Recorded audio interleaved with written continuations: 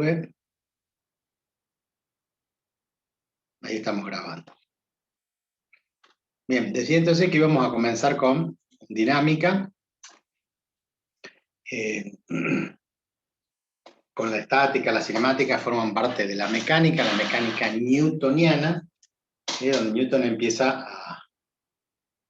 a tomar en cuenta cómo intervienen las fuerzas, ¿sí? Estudiando la naturaleza, obviamente, cómo se comporta la naturaleza y cómo intervienen las fuerzas en ese caso. Luego, ustedes saben que esto se completa con la llegada de Albert Einstein a principios del siglo XX, donde, bueno, aumenta la teoría de la relatividad, donde se cumple la física mecánica newtoniana, pero cambia para velocidades muy grandes, para dimensiones muy grandes o para microatómicos, ¿no? Para las estructuras muy pequeñas, muy grandes, no se cumple la mecánica newtoniana y ahí empieza la teoría de la relatividad. Siempre estos son modelos determinísticos, o sea, no probabilísticos. Nosotros, dadas unas condiciones iniciales de un sistema de referencia, acuérdense que el sistema de referencia es muy importante, es decir, a partir de acá, este es el origen, y ahí tomamos un tiempo cero, una velocidad inicial determinada y empezamos a descubrir cómo son los movimientos y a qué se debe, ¿sí? ¿Qué causan, ¿no? Que se muevan o que dejen de moverse algunos cuerpos. Para eso estudiamos la dinámica del punto y estudiamos la cinemática, donde solamente veíamos la posición en función del tiempo para movimientos rectilíneos o movimientos circulares, podían ser uniformes o uniformemente variados, pero luego lo ampliamos a que cualquiera fuera la expresión. Nosotros usábamos el concepto de derivada, ¿no? Tanto para la velocidad como para la aceleración, y podíamos, o van a poder ustedes, cuando complete su estudio de análisis matemático con límites, derivadas e integrales, en la parte de derivada, decir, bueno, puedo estudiar cualquier movimiento a través de las derivadas, conociendo la posición del móvil instante por instante. Bueno, cuando hablamos de dinámica no del punto material, sino dinámica de la partícula, ya entran en juego las dimensiones de un cuerpo y ahí sí aparece el momento de una fuerza. O sea, lo que nosotros tomamos como sumatoria de fuerzas igual a cero, cuando había equilibrio, podía ser un equilibrio estático, equilibrio dinámico, moviéndose a velocidad constante, pero sí, en vez de una partícula teníamos un cuerpo, ya importa dónde aplicamos una fuerza para producir ese movimiento, y aparece el momento de una fuerza cuando la fuerza no estaba dirigida al centro de gravedad o al centro de masa del cuerpo, aparece la rotación. ¿Sí? Con la rotación aparecen las cuestiones que decimos que vamos a estudiar más adelante, que es la dinámica de la rotación, donde aparece sumatoria de fuerzas igual a cero y sumatoria de momentos igual a cero, que vimos nosotros para equilibrio. Pero antiguamente, como les dije en otra vuelta, se creía, hasta Galilei, hasta antes de Galilei, que yo, para que un cuerpo mantenga movimiento, tenía que aplicarle una fuerza constantemente. Si yo dejaba de aplicarle la fuerza a un cuerpo, ese cuerpo se frenaba. Eso quedaba como una teoría, una ley. Hasta que después dice, no, si Obviamente sin nosotros... trabajar con inercia, ¿o no, profe? No le entendí. Que obviamente sin trabajar con inercia, porque si no, si nosotros le aplicamos una fuerza y se la dejamos de aplicar, por efecto de inercia se seguiría moviendo hasta que se frena. Claro, pero déjeme que termine. Antiguamente se creía entonces que el cuerpo se frenaba naturalmente. Después de Galileo, decimos, no, el cuerpo no. Una vez que uno deja de actuar una fuerza, ese cuerpo debería seguir el movimiento indefinidamente. No tendría por qué frenarse. Entonces la pregunta es, ¿por qué se frena? Allí aparece el concepto de rozamiento, de fricción.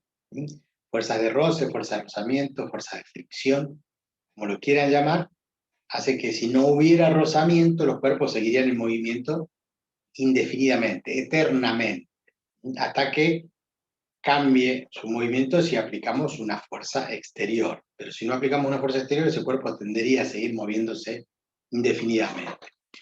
Debido a Como que, en el bueno, espacio, profe, ¿cómo? como en el espacio exterior. O sea, si Como en tiramos el una espacio, piedra en el espacio exterior, se va a ir exactamente, hasta que choque con otra cosa. hasta que choque con otro cuerpo.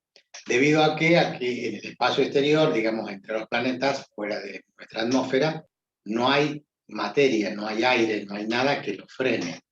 Entonces, lo bueno que tiene es que nos ahorramos mucho combustible, porque una vez que sacamos un cohete al espacio, no hace falta combustible. Con la velocidad con la que sale, esa velocidad la mantiene. Recuerden que hay velocidades de arriba de los 20.000 kilómetros por hora. Creo Y esa, que las naves, profes, que viajan, los que pasan por Júpiter aprovechan la gravedad para salir como si fuese un impulso. bueno, eso es un poco más complicado, ¿no? En el cálculo, establecer, porque el impulso eso lo tengo que predeterminar en qué dirección, si no se pueden ir a cualquier parte. Pero en general, digamos que si no fuera esto de querer impulsarse, como dice usted, a través cercano a la órbita de Júpiter, los cuerpos siempre están, ¿cómo se dice? Sometidos a fuerzas, ¿sí?, gravitacionales. Esto que hablamos del principio de la fuerza, cuando vimos gravitación universal, la fuerza gravitacional, sí que hay atracción entre los planetas. Entonces, cuando nosotros sabemos que esos cuerpos están siempre atraídos, la Tierra, la Luna, el Sol, todos los planetas y otras galaxias también, esa fuerza de atracción gravitacional nos sirve también, como dice usted, hay que irla calculando para ver cómo dirigir el recorrido hacia donde queremos ir. Normalmente cuando lanzamos un cohete, lo lanzamos en dirección A para que estudie Marte, por ejemplo, entonces se tienen en cuenta todas las interacciones que hay en el espacio. Amén de eso, si nosotros necesitamos cambiar el rumbo, entonces ahí sí necesitamos el combustible para redireccionar la nave hacia donde querramos que cambie, de dirección o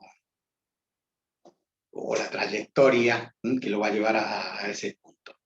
Pero dejemos el espacio, nosotros ya hablamos de la gravitación universal, hablamos del movimiento entre los planetas, lo que nos interesa ahora a nosotros es en la Tierra, acá nosotros los terrícolas, ver qué pasa con la fricción, qué es el rozamiento. Y ustedes ya lo saben, creo que se lo han contado alguna vez, ¿qué es el rozamiento? La resistencia de un material, por ejemplo, al deslizamiento de un objeto. ¿Y a qué se debe esa resistencia? A la presión que ejerce la gravedad sobre el cuerpo. La gravedad ejerce una presión sobre el cuerpo y el cuerpo se desliza sobre una superficie, la cual no es lisa, y justamente eso ejerce un rozamiento o fricción, y es lo que va frenando el cuerpo. O sea que si no hubiera gravedad, no habría rozamiento. No, sí, se habría No es rozamiento. debido a la porosidad. El rozamiento yo lo considero como el choque entre materias. Bien. Está bien, pero puede, a ver, lo que quiero decir es si hay dos cuerpos en el espacio, donde no hay aire, donde están en el vacío, pero uno se desliza respecto al otro, igual va a haber rozamiento. O sea que el rozamiento ahí es independiente, ¿se entiende, no? O sea, el exterior, no hay rozamiento con el aire, sí, pero hay rozamiento entre partículas, entre cuerpos. No piensen que solamente el cuerpo es uno solo y que lo vamos a mandar al espacio. Bueno, ahí en el espacio exterior, en algún lugar, en una máquina, en esos que ponemos en órbita, en esos satélites, ahí adentro hay piezas que están en movimiento entre sí y hay rozamiento. ¿Sí? O sea, el rozamiento no es solamente debido a la gravedad. La gravedad lo que hace es generar el peso tiene incidencia en el rozamiento, tiene mucha incidencia, pero lo que yo quería escuchar es lo que alguno dijo que tiene que ver con las superficies. Tiene que ver con la rugosidad. ¿Por qué? Porque cuando se empieza a trabajar esto en la Edad Media, y Galileo dice, no depende, o mejor dicho, no hace falta tener una fuerza aplicada constantemente. Si yo aplico una fuerza, el cuerpo tiene que seguir deslizándose. Él empezó a pulir las superficies. Y cuanto más la pulía, veía que mayor distancia recorría, mayor aceleración lograba. Entonces, a tal punto de conseguir rozamiento cero, que no existe, ¿no es cierto?, acá en la Tierra, pero sí minimizarlo a tal valor que se lo puede despreciar. Entonces, este tema de disminuir el rozamiento le hacía justificar o fundamentar la teoría de que aplicada una fuerza el cuerpo se iba a mover eternamente. No se movía eternamente, ¿por qué? Porque siempre hay una fricción que lo frena. ¿Qué es esa fricción? Alguien dijo rugosidad, porosidad. Entonces lo que nosotros tenemos es que entre la superficie de los cuerpos son totalmente irregulares, entonces una superficie de un cuerpo puede ser así, la otra tiene otra forma. Y en esa forma ustedes observan que acá se tocan, que acá se tocan, que acá se tocan, que acá se tocan. En esas partes donde marcamos que una superficie, obviamente, este es un cuerpo, ¿sí? Y obviamente el de abajo es otro cuerpo. Las superficies que están en contacto tienen una rugosidad que por más que yo las pule y las recontrapula, siempre va a haber una irregularidad. ¿Y por qué digo siempre? O sea, ¿ustedes creen que no puedo poner algo perfectamente liso, como una línea? ¿Que no habrá forma de pulirlo tanto que quede perfectamente plana la superficie? Pregunto. Puede ser que a simple vista sea posible, pero a niveles macroscópicos, no. Microscópicos, perdón. A nivel microscópico no. ¿Por qué? Porque sabemos que está formada por átomos, por moléculas, las moléculas están formadas por átomos, y la forma de los átomos no la conocemos. Nos han dicho los de química que hay un núcleo y hay un montón de electrones dando vuelta, y los protones y todas las subpartículas atómicas que están en los núcleos, pero que en realidad juntar 2 o 3 moléculas nos da la idea de que tienen forma esférica, y es como si tuvieran un racimo de uva, ¿sí?, donde están pegados los granos y donde no hay forma de que sea plano, ¿sí?, porque siempre de grano por grano va a haber una forma irregular. Entonces, al poner en contacto 2 cuerpos, microscópicamente nunca vamos a ver, ¿sí?, algo perfectamente liso, pulido. De allí que aparece el rozamiento, la fricción.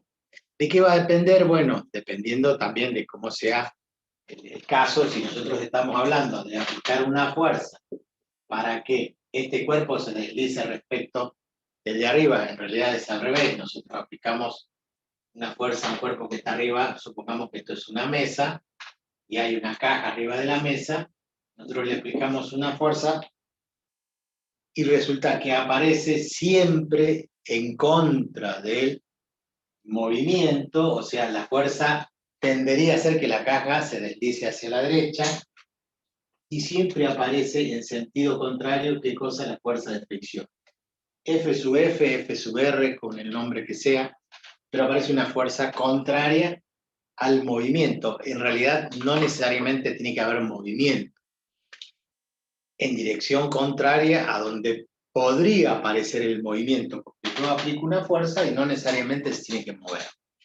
Yo tomo una... Sí. Si nosotros pusiéramos esa caja en una cinta transportadora, también se cumpliría la condición de que la fuerza que le apliquemos va a tener un rozamiento en dirección contraria. Y sí, es más complejo, usted se va un poco más a adelantar a los hechos. Que la cinta se mueva, digamos que el sistema de referencia sea móvil, la caja puede desplazarse respecto de la cinta de rozamiento o puede ir junto con la cinta de rozamiento. ¿Por qué sigue con la... Normalmente una cinta transportadora que usamos en un supermercado, ¿vieron que ustedes ponen los artículos cuando van a comprar a un supermercado y tiene una cinta transportadora? Bueno, ¿por qué la arrastra? Pues es un material que es una goma, y ahí aparece el rozamiento. Y los artículos que ponemos arriba de la cinta se van desplazando junto con la cinta. Si estuviera perfectamente pulida, la cinta se movería y el cuerpo quedaría sin moverse o no se movería al mismo ritmo. Cosa que hacemos a veces en forma, no lo hagan ustedes, pero hay muchos que agarran, por ejemplo, ponen cosas arriba de un mantel, y luego agarran el mantel y jalan del mantel rápidamente y quedan todas las cosas desparramadas, tiradas, se rompen los vasos, los platos. Siempre me pregunté cómo era posible eso. ¿Por qué? Porque es tan brusco el movimiento que se hace, pero ojo, los materiales que hay, ese mantel, lo ideal es que sea de un material con mucha Fino. poliéster, ¿sí? Fino, y tirando a seda. ¿Conocen la seda? Es algo que tiene muy poca fricción. O sea, uno se coloca, a ver, ¿cómo explicarles? Hay prendas de vestir parecidas a la seda es muy cara, ¿no es cierto? Pero hay muchas prendas que son parecidas a la seda que cuando uno va a levantar la ropa de la soga, ¿no es cierto? Y pone algo sobre esa prenda de seda, se desliza, porque tiene muy poco rozamiento. En ese caso, el rozamiento, ¿no es cierto?, al hacer un movimiento tan brusco, el rozamiento existe. Existe. Si yo lo hago despacito, a una velocidad muy pequeña, se van a mover las cosas. Ahora, si lo hago de golpe, ¿sí?, ese movimiento brusco permite que queden allí las cosas por efecto de que el rozamiento ante la velocidad con la que se hace ese movimiento quedan en equilibrio, no se cae. Por supuesto, ustedes traten de no imitar eso lo hacen determinados trucos, como si fuera magia, ¿no? En realidad no es magia. Pero se puede hacer.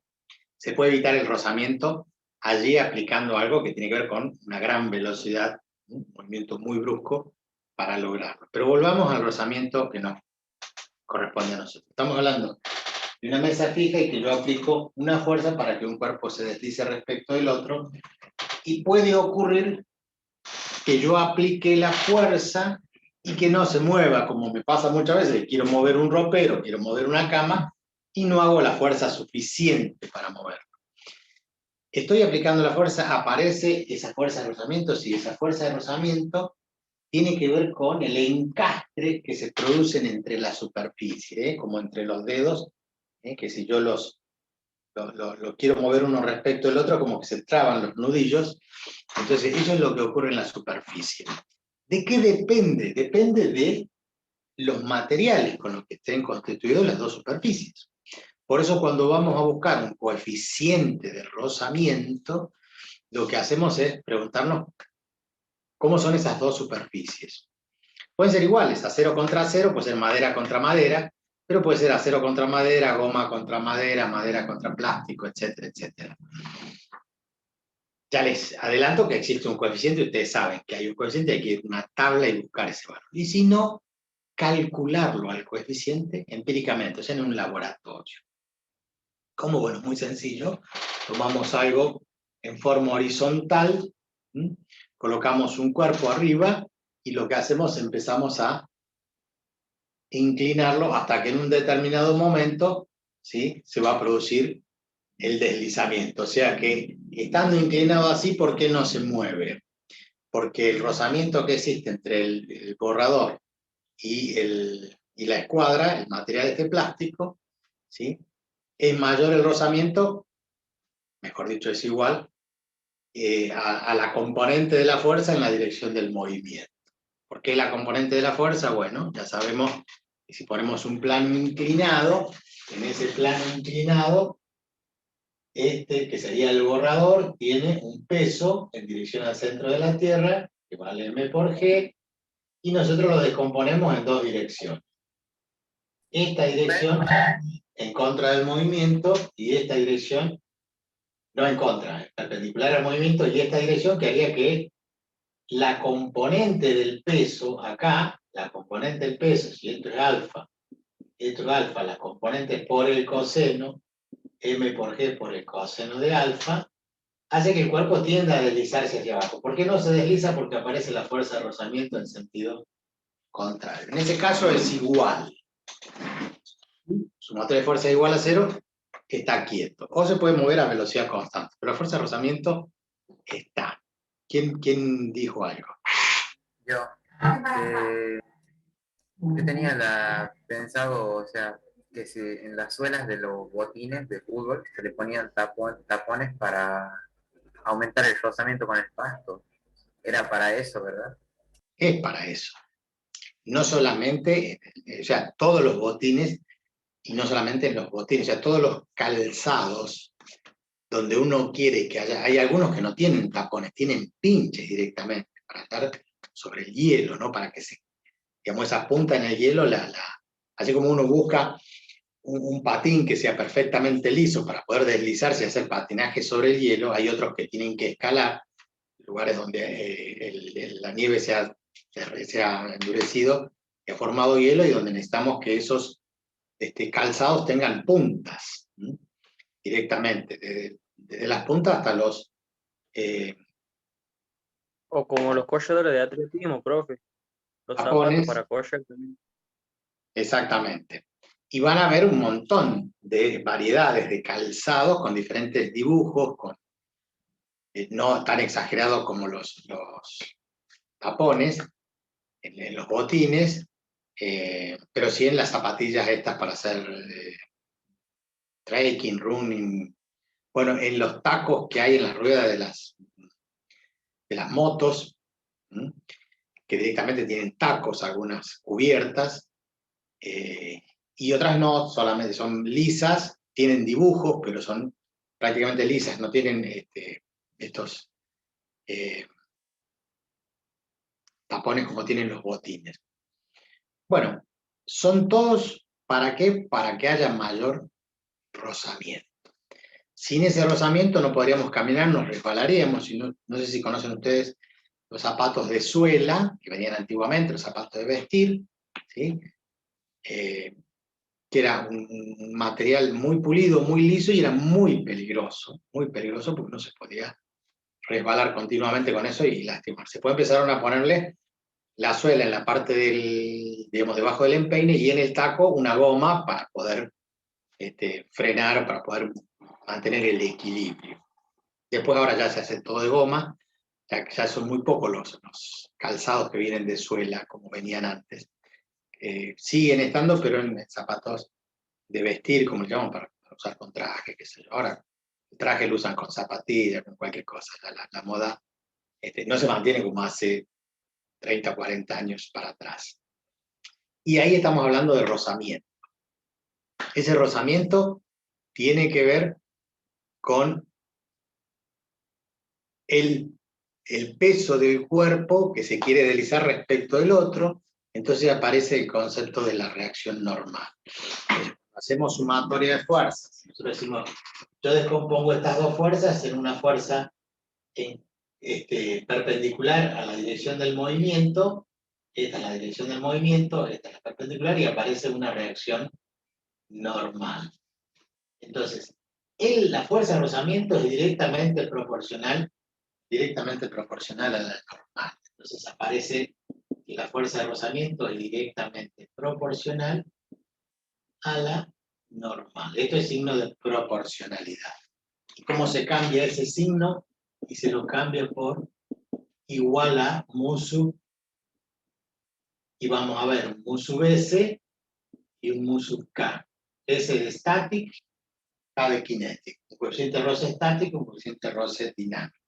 No son iguales, o sea, no es lo mismo que esto esté quieto que cuando yo inicio el movimiento y empieza a moverse, se pulen algunas de esas incrustaciones, entonces, como limar asperezas, quitar rebarbas, y disminuye el coeficiente de rozamiento, siempre el estático es mayor que el cinético. Ese coeficiente, que puede ser mu sub S, mu sub K, lo vamos a buscar en una tabla en función de los materiales que tengan las dos superficies. Entonces, ¿por qué directamente proporcional a la normal? Y porque la componente del peso, que es M por G por el seno, mg por el seno de alfa, digamos que esto se descompone, esto que es M por G, que es el peso, se descompone en mg seno de alfa y mg es... Acá le puse coseno y es seno, y acá le puse seno y es coseno de alfa. ¿Está bien? Porque este ángulo alfa, este es perpendicular a este, y este es perpendicular a este, sería el ángulo alfa, el cateto opuesto, él va con el seno, el cateto adyacente con el coseno. Entonces, esta componente tiene su equilibrante acá en la reacción normal del plano inclinado. Entonces la sumatoria de fuerzas en el eje Y sería igual a 0, esta fuerza sería igual a E. A menor inclinación o mayor inclinación va variando la reacción normal, va variando la componente del peso. Cuanto menos inclinación, mayor es esta componente, entonces mayor es la reacción, más me cuesta hacer fuerza. Yo aumento el ángulo y justamente la fricción disminuye porque la reacción normal disminuye, porque disminuye la componente y ese es el plano inclinado que sirve para ahorrar fuerza. ¿Por qué? Porque yo tengo que hacer una fuerza un poco mayor que esta para poder levantar la cara. Bien.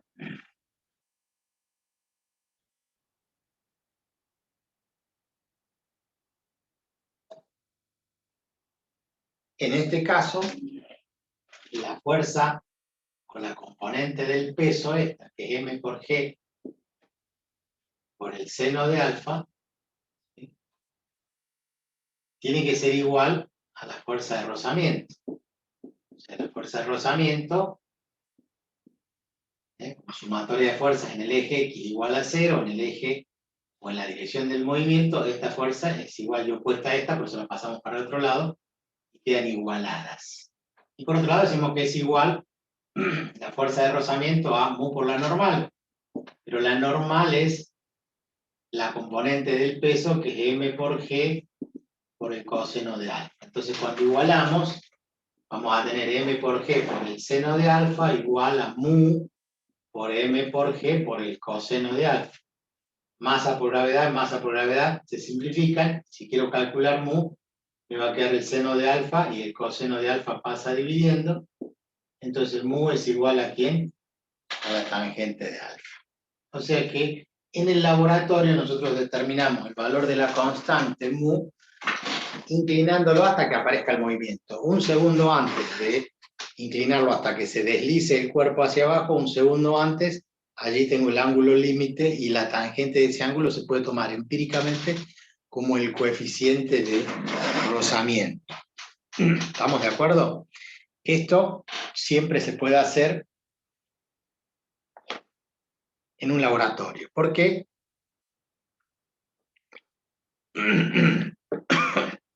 Pues los coeficientes de rozamiento que están tabulados,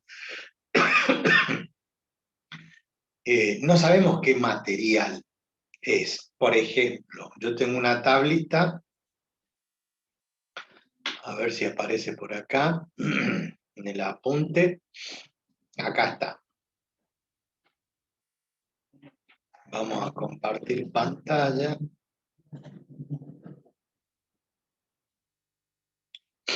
¿Están viendo ustedes la pantalla? Sí, ¿no? Dice superficie de contacto y dice A0 sobre A0. Gracias, profe. ¿Está escuchando qué pozo? Un vaso de agua. Bien. ¿Qué dice allí? Superficie en contacto A0 sobre A0, dice coeficiente dinámico mu sub K 0,18. La tabla esa dice fuente abajo, dice Koshkin no es el Koshkin de acá de Córdoba, Koshkin Sirkevich, Manual de Física Elemental, editorial Mir. Y abajo hay otra que dice acero sobre acero, coeficiente dinámico, MUSUK 0,57. Y el de arriba dice 0,18, acero con acero. Y esta tabla de abajo dice fuente Silway, Física Editorial McGraw-Hill.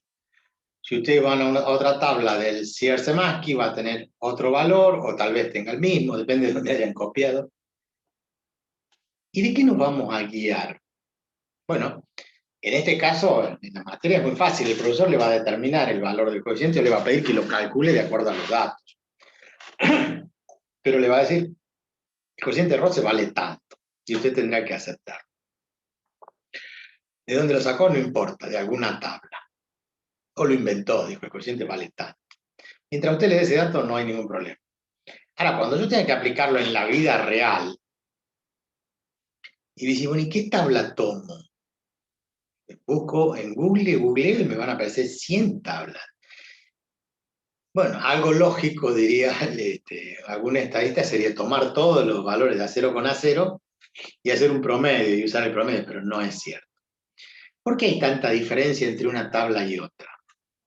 Porque no sabemos qué acero es. Aceros hay miles de aceros.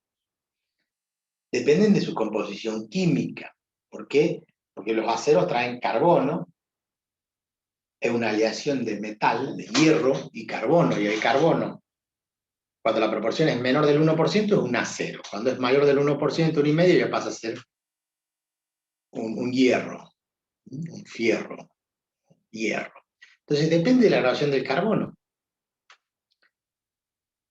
Ahora, yo pongo un acero contra otro acero. ¿Y cómo es ese acero? ¿Está limado con qué? ¿Con una limadora? ¿Está pulido? Si está pulido, ¿con qué tipo de pulido le hice? ¿Con una tela esmeril, de manual, mecanizada? Y hay infinidad de pulidos. Los que han ido al industrial, supongo yo que todavía lo saben hacer, le hacen hacer sobre un hierro, ¿no es cierto? Pasarle la lija hasta que lo dejen un espejo. Entonces va a depender mucho de cómo es el material. Ahí ponen madera sobre madera, pero ¿qué madera? Porque no es lo mismo el quebracho que el algarrobo, que el pino, que etcétera, que etcétera. No sé con qué lo cortaron, porque dependiendo con qué lo cortaron, puede estar cepillada en un grado 1, grado 2, grado 3. Entonces, como verán, es imposible. Nosotros, en la práctica, ¿qué hacemos? Le damos un ejercicio y le decimos, tomen, usen este coeficiente y punto. Pero en realidad, yo tendría que asegurarme, de acuerdo al material que yo voy a usar, y hacer el experimento en el laboratorio, empezar a graduar y a levantar el nivel hasta lograr el punto donde empiece el movimiento y allí medir el ángulo y determinar que ese ángulo, cuya tangente me va a dar el valor de el mu sub S, o el coeficiente Rose estático. Bien, no tan fácil tengo que tener un laboratorio, va a depender de para qué, y establecemos eso. Hoy en los mejores laboratorios, ¿dónde están los mejores laboratorios para esto? ¿Dónde creen ustedes que están los mejores laboratorios? ¿En qué tipo de industria?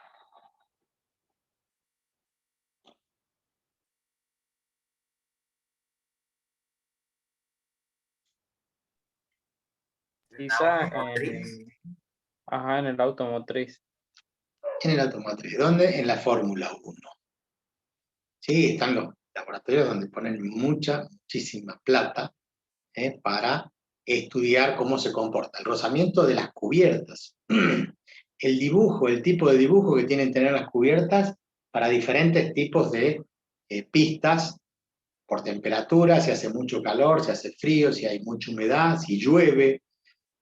Usan determinados neumáticos. Ustedes han visto que en el medio de la carrera cambian los neumáticos. A veces no porque se gasten o porque se hayan roto, sino porque aumentó la temperatura solamente por el uso de la pista, de haber pasado todos esos vehículos tantas veces, la temperatura de la pista aumentó, entonces, aprovechando que van a cargar combustible, de paso cambian las cubiertas.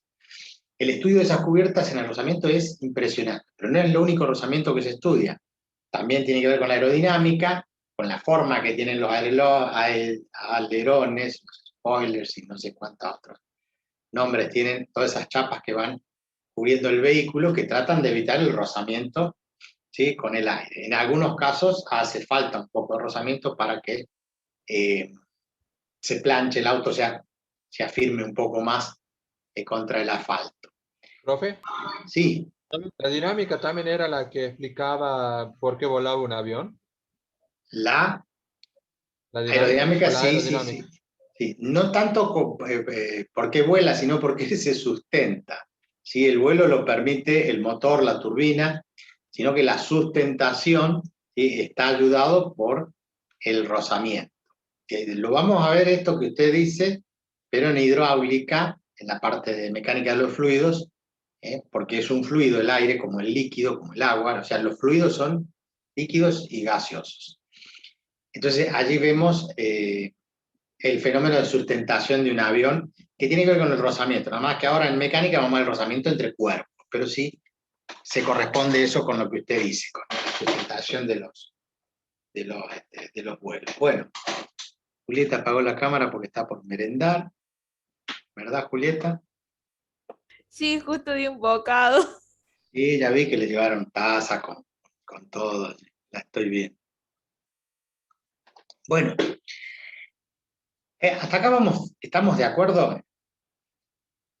¿Alguna cuestión que tiene que ver con esto del rozamiento, que se estudió hace muchísimo, y alguien como Guillaume Amontons, así es Guillaume debe ser de Guillermo, un francés, Guillaume Amontons.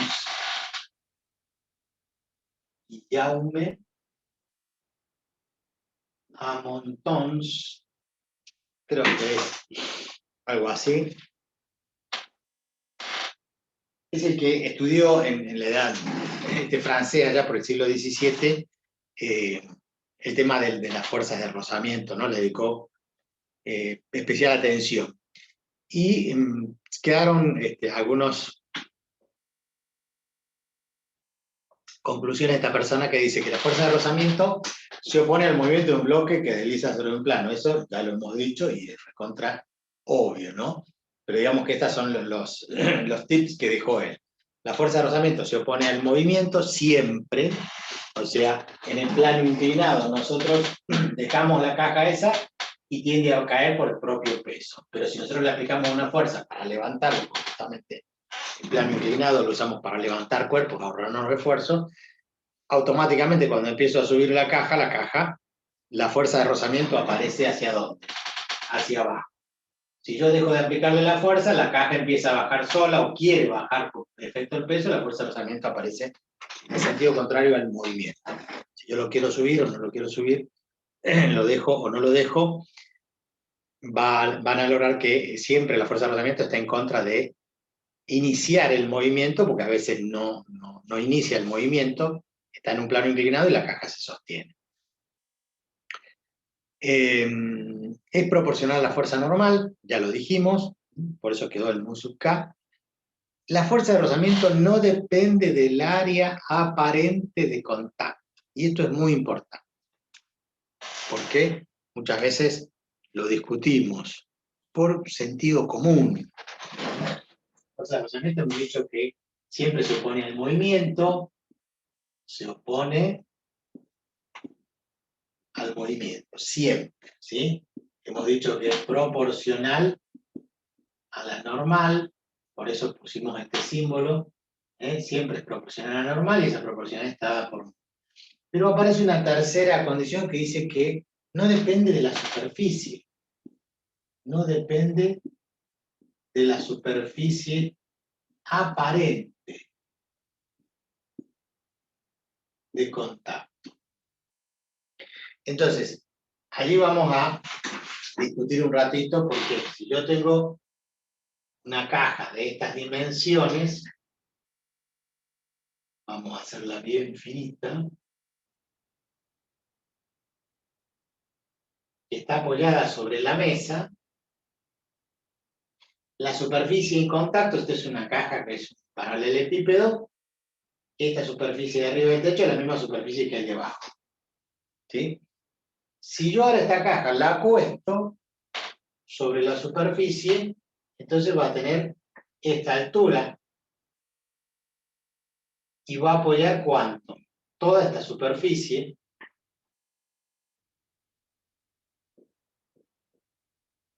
Que es la parte Profe, superior de baje la un caja. poquito la cámara. Perdón. Entonces,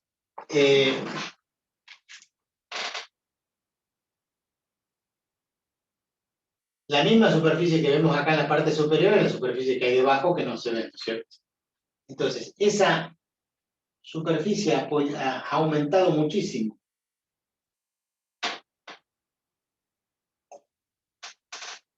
¿Estamos de acuerdo? Tengo una caja, lo ponemos, es como decir, tengo esta caja, la de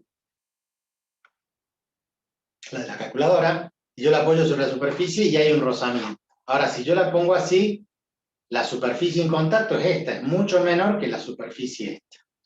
Pero dice Guillaume que no depende de la superficie aparente de contacto. O sea, es lo mismo así que así.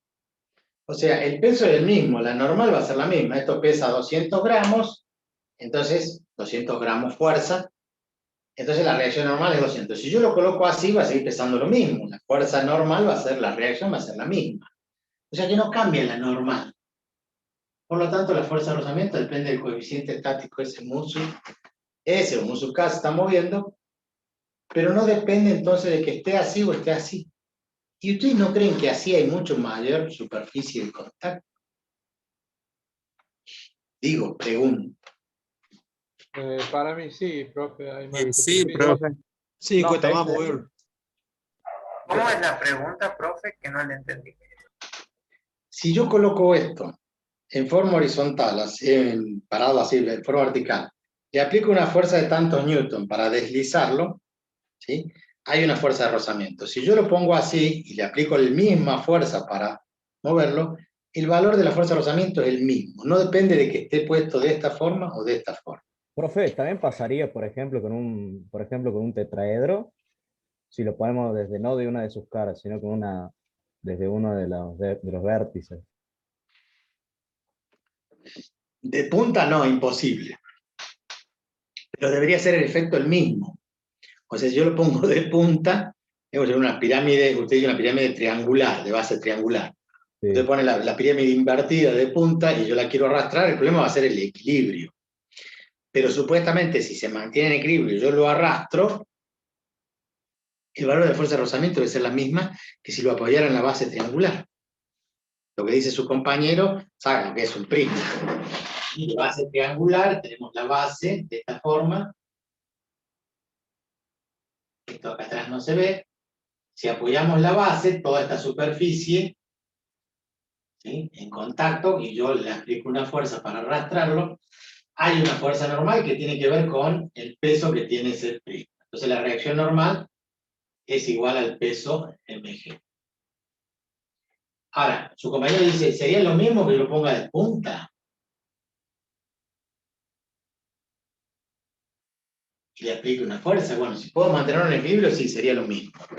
Porque dice Guillaume, yo le digo Guillaume, dice Don Amontons, que no depende de la superficie aparente de contacto. Y el quid de la cuestión está en el aparente. O sea, ustedes tienen que llevar una caja, como por ejemplo la caja de una heladera. La heladera está parada, siempre se mantiene vertical, y yo la empujo. Si alguien la pone en forma horizontal, la acuesta la caja y le empuja, el rozamiento va a ser el mismo. Dice, no, si hay mucha más superficie en contacto, debería importar la superficie. O sea, no puede ser que no dependa de la superficie. Esto es lo que uno piensa a prima facie. O sea, en primera instancia,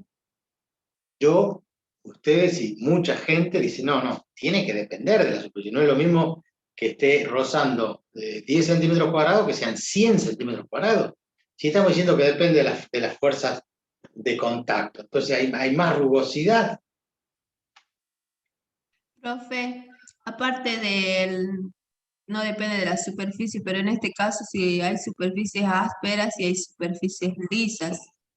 Por ahí en la áspera es más complicado mover un objeto, necesitas más fuerza. Bueno, pero yo le digo, esto es el mismo material. Esto es del mismo material que hay acá. Entonces, yo lo deslizo sobre la mesa de una forma u otra, o así. Esta superficie es más pequeña todavía.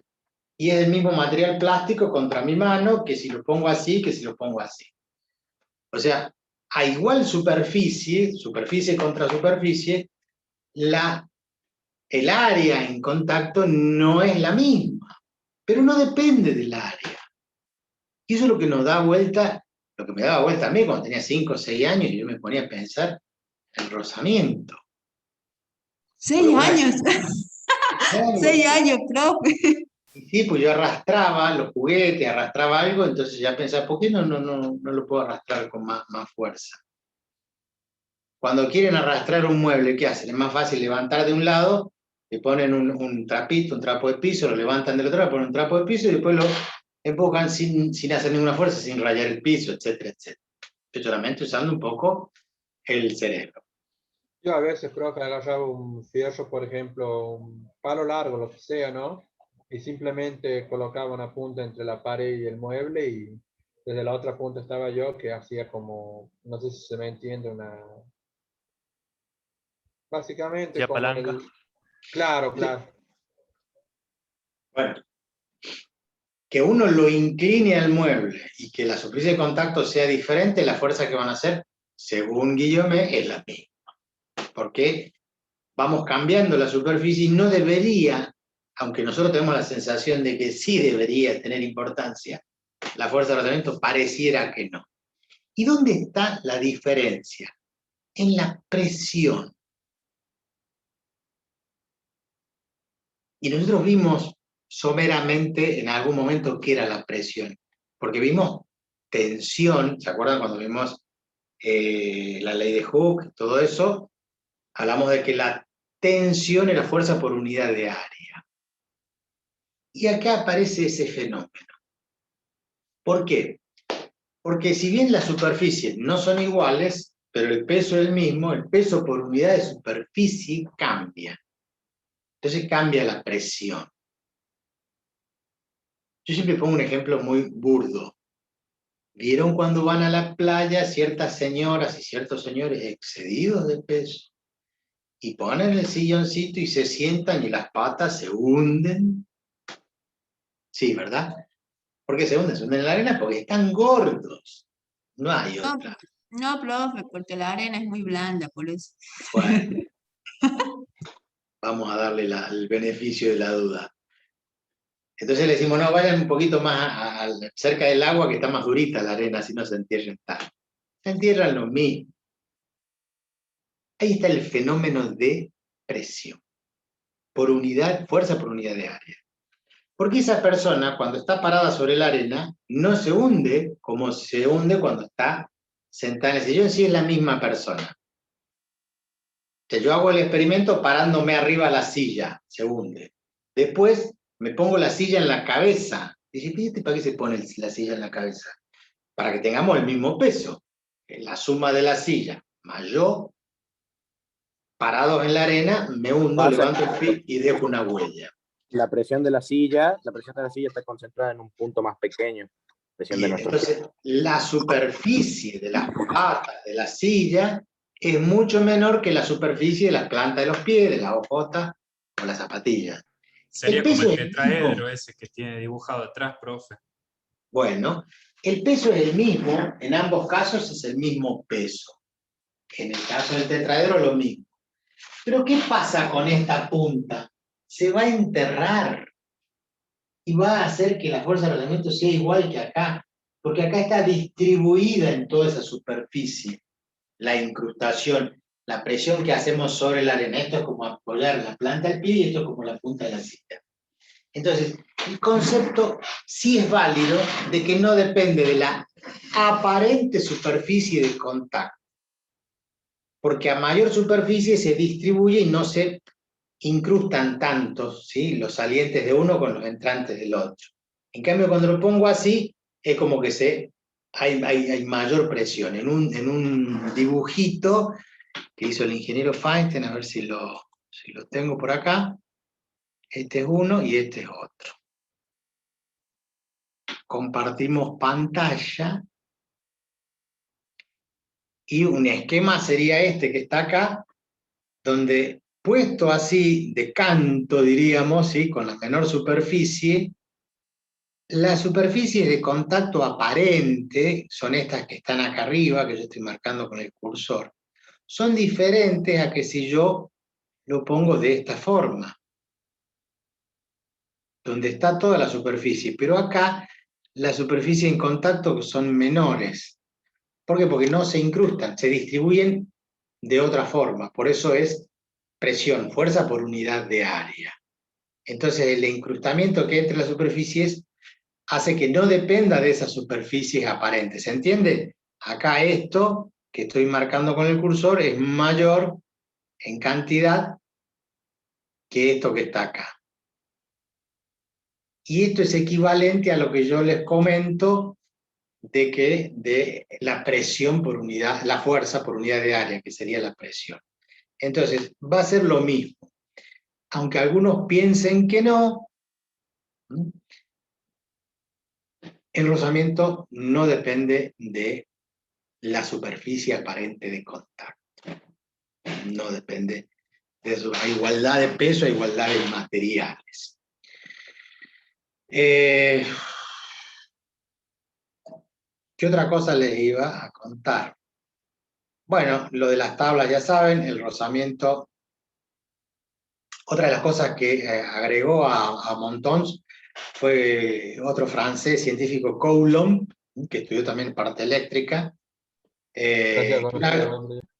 Una vez empezado el movimiento, la fuerza de rozamiento es independiente de la velocidad. O sea, para el cálculo usamos un solo valor del coeficiente estático y uno dinámico. El dinámico o cinemático, el que está en movimiento, se mantiene constante para cualquier velocidad, ¿sí? Aunque nosotros sabemos que una vez que empezó el movimiento, como que se van cada vez limando más las superficies y cada vez debería ser menor, pero bueno, experimentalmente tomamos un solo valor.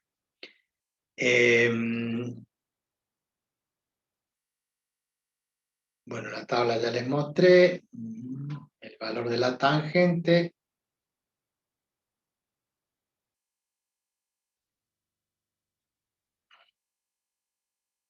Bueno, y vamos, ya que hablamos de solamente tocamos el tema del rozamiento.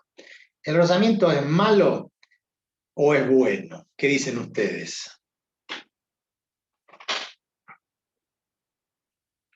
No dependería de la En parte es bueno y en parte es malo también. Depende de la aplicación. Depende de la aplicación. En parte es bueno y en parte es malo. Si no hubiera rozamiento no podríamos caminar. Viviríamos cayéndonos, deslizándonos. Los autos no frenarían si no hubiera rozamiento, sería todos los días un choque. Cosa que pasa donde hay nieve, donde hay hielo, donde se enfría, desaparece la nieve y queda hielo, en el sur, en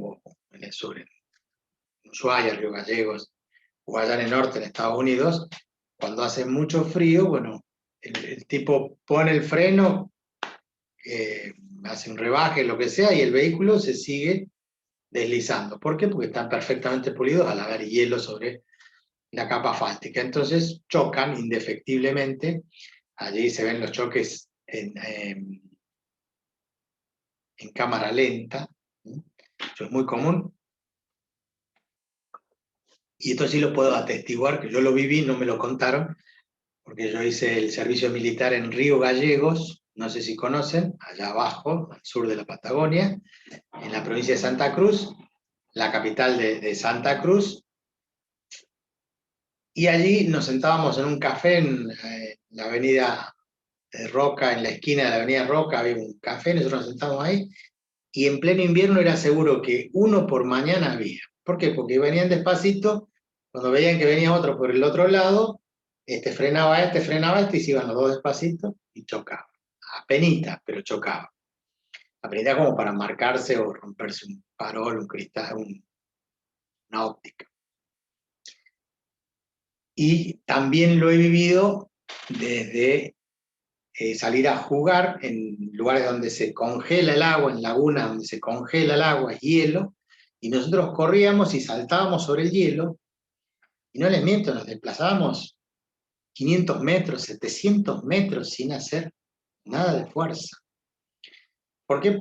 Por el tema de que es perfectamente liso, ¿no? Donde está el hielo perfectamente pulido, y ahí notamos de que aplicado una fuerza, una vez que uno tiene una cierta inercia, se mantiene a velocidad constante, y podíamos realmente ahorrarnos muchísima fuerza, ¿no? De no caminar o no hacer ningún esfuerzo y deslizarnos por el hielo. Sobre todo, que era perfectamente horizontal. ¿Por qué? Porque está nivelado, el agua está perfectamente a nivel, eso ustedes lo saben, y una vez que se hizo hielo quedó perfectamente nivelado. Entonces podemos ir y volver en eso.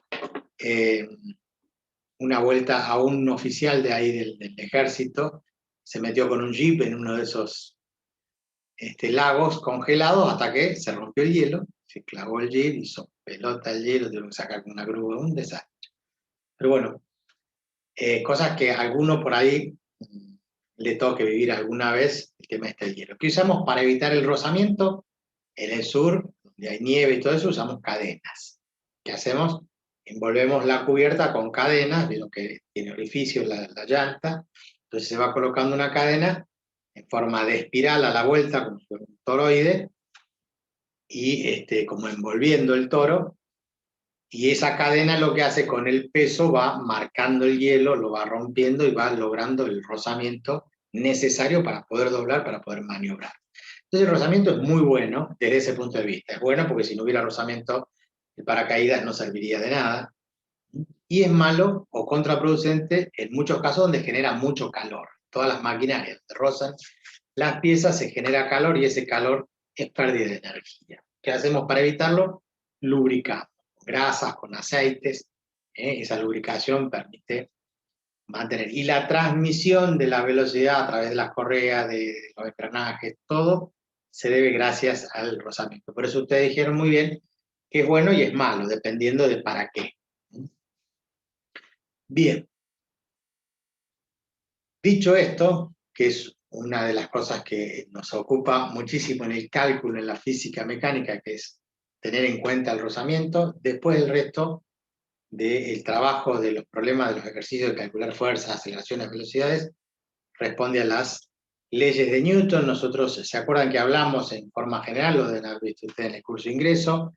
La primera ley de Newton, o ley de inercia, lo que acabamos de hablar, de que aplicada una fuerza, el cuerpo se mantiene a velocidad constante, aunque dejemos de aplicar la fuerza.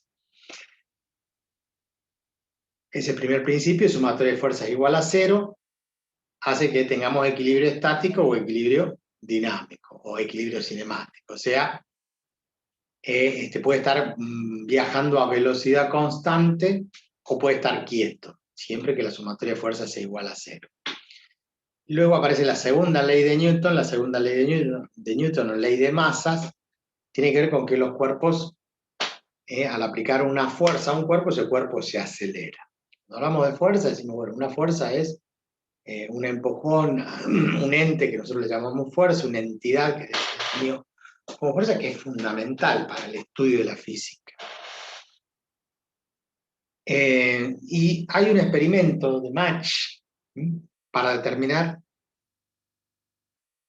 esta ley de inercia. ¿Por qué la llama ley de inercia? Y después, ¿por qué aparece el concepto de ley de masa o fuerza igual a masa por aceleración? Entonces, Mach hace una experiencia, vamos a ver esto, de poner dos carritos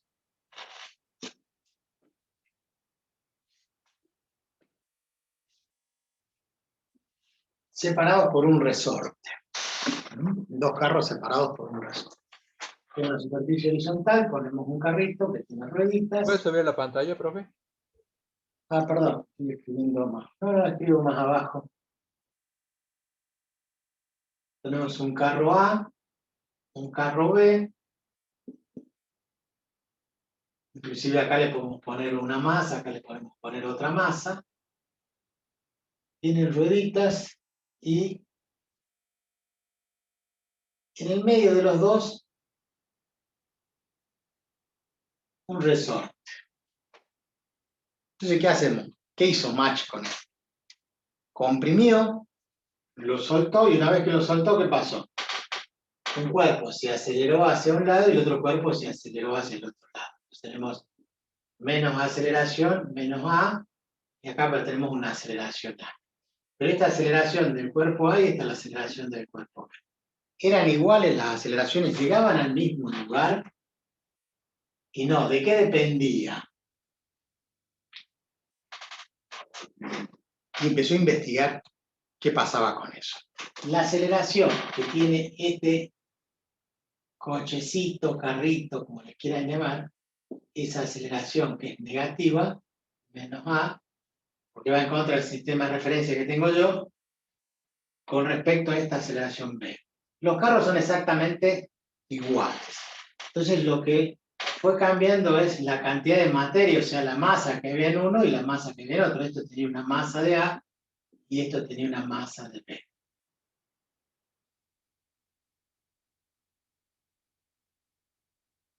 Fue cambiando los resortes, fue cambiando la compresión.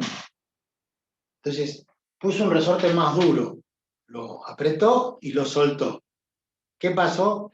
Llegaron más lejos, las aceleraciones eran diferentes.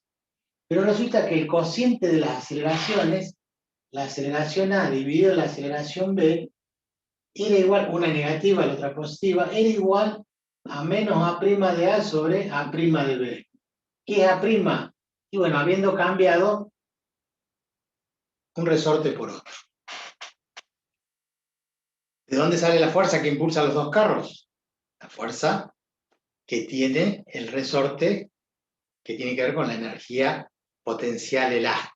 Ustedes saben que ustedes comprimen un resorte, la fuerza que ustedes están haciendo se la transmiten al resorte, cuando la sueltan, el resorte les devuelve la fuerza hacia ambos lados, y resulta que él determinó que la relación para diferentes resortes se aceleraban en forma diferente. Uno llegaba más lejos, también si le ponía un resorte más duro, más lejos, uno más blandito, llegaban, se movían poco, pero el cociente de las aceleraciones siempre era el mismo. Eso era una constante. ¿Y qué era esa constante? Fíjense que acá no aparece la palabra fuerza. ¿A qué se debía la constante esa? ¿O qué era la constante? ¿Qué les parece a ustedes?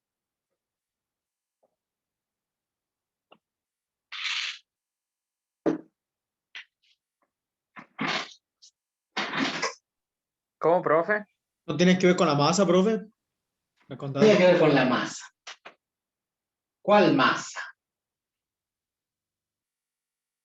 De los dos De carritos. de A y B. Y esa constante tenía que ver con la relación entre las masas. Entonces era la masa de A sobre la masa de B o la masa de B sobre la masa de A.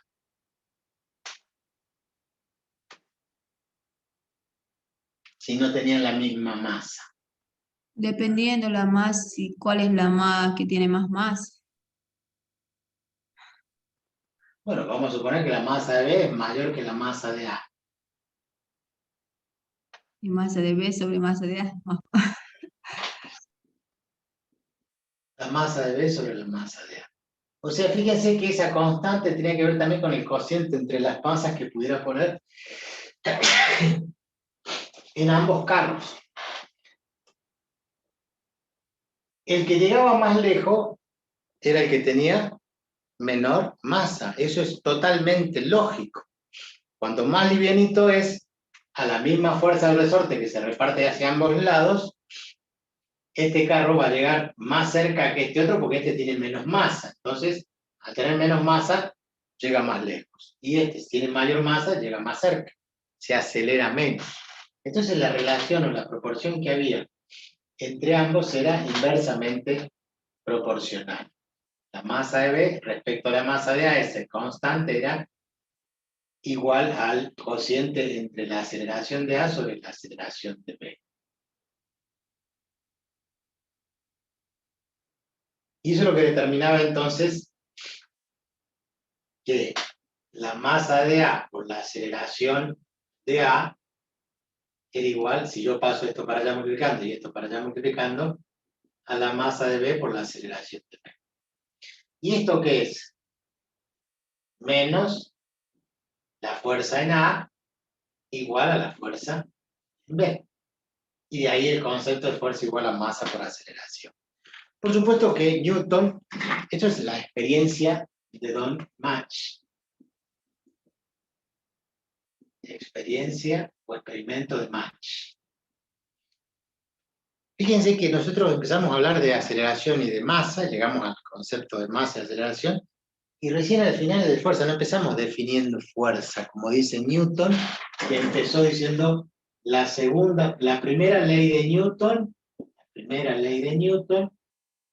establecía que la sumatoria de fuerzas era igual a 0, ¿sí? Para determinar lo que era el equilibrio y todo lo demás. La segunda ley de Newton dice que sumatoria de fuerzas igual a masa por aceleración.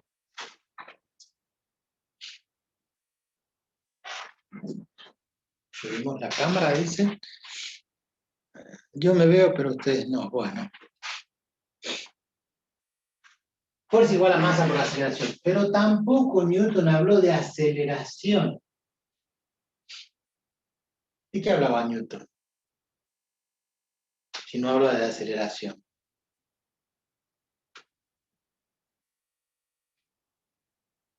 Newton hablaba de variación de velocidad sobre variación del tiempo.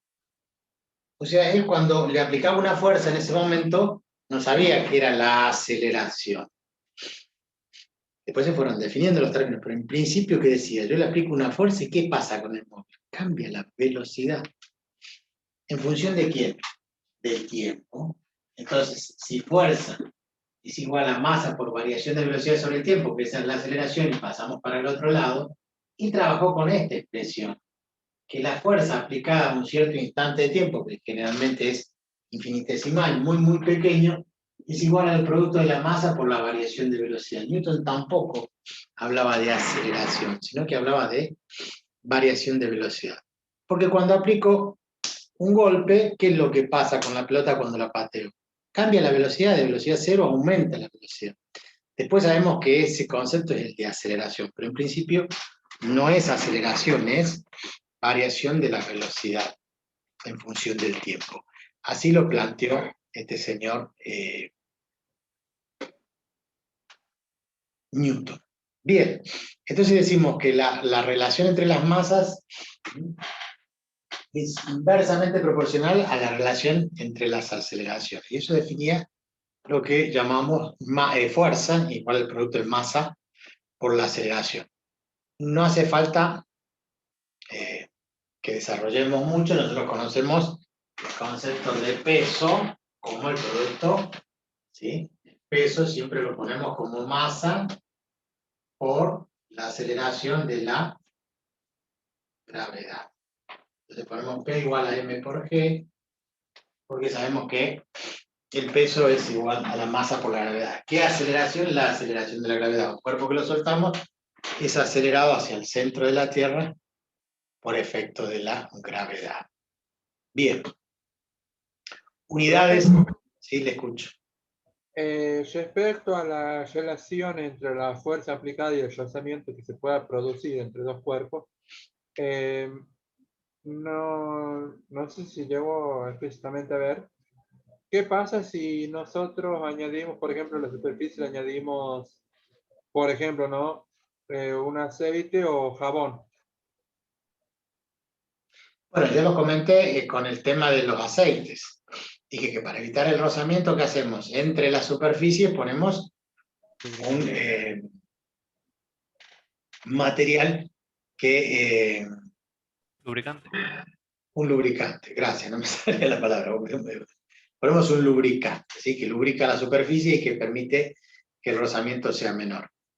Los lubricantes pueden ser naturales, Pueden ser vegetales, pueden ser minerales, hay grasas minerales, hay grasas vegetales, pero no confundir, no es lo mismo. Vieron que a veces ustedes abren la puerta y empieza a rechinar, y hay gente que le molesta el ruidito ese cuando abren y cierran la puerta, hay otros que son más chusmas que prefieren escuchar el ruido ese porque les avisa cuando alguien está abriendo o cerrando la puerta.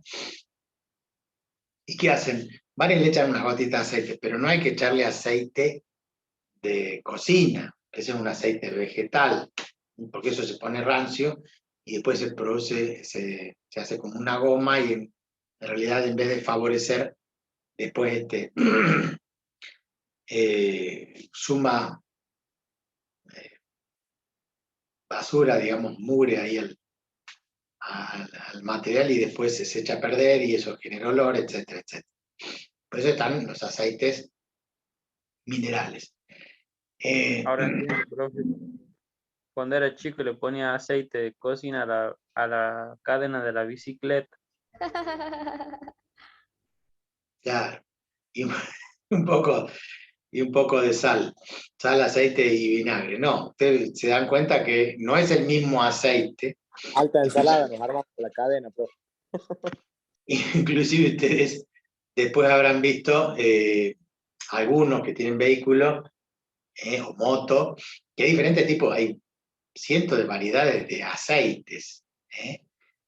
Aceites que tienen doble función, o algunos una u otra función. Una es la temperatura, otra es propiamente el rozamiento, pero también aceite que con la temperatura van variando su densidad, su viscosidad sobre todo, más que su densidad, su viscosidad.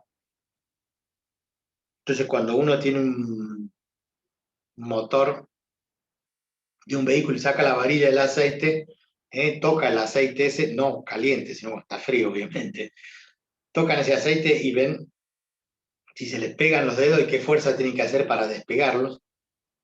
Cuando el aceite ese está viejo, pierde esa viscosidad, entonces ya es hora de que cambien el aceite. El aceite hay que cambiarlo cada tantos kilómetros. Cambio de aceite, filtros, etc. Bueno, hay aceites que se ponen específicamente para el tema de la temperatura y otros para el rozamiento.